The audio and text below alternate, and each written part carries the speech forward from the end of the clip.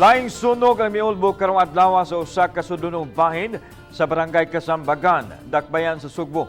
Maabot sa 11 ka mga balay ang apektado. Ang detalye sa report ni Nico Sirino.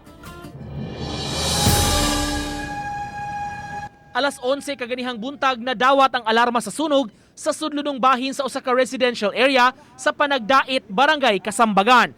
Gingong nagsugod ang kayo sa dos andana nga panimay sa pamilyang Sasil.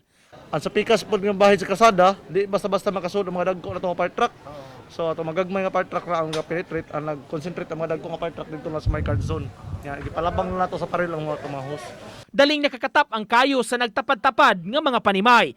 Muabot sa 11 tanan ang naapektuhan na po ang totally burned ug usa partially damaged.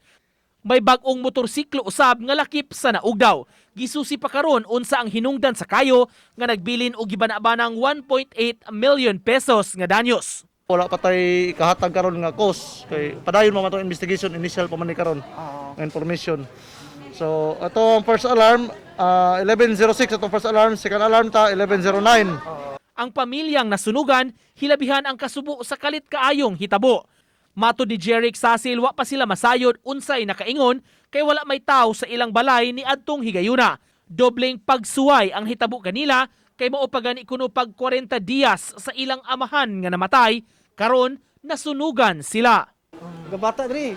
Porte syagit mo pagpagaw kay ko. Ya ang kayo diha gid naggikan sa ibabaw. Kusog naman kay tanan, di naman pugngan. Wa gay nakuha ang motor bag-o pa. Uban ni Philip Patricio, Nico Sereno, Balitang Bisdak.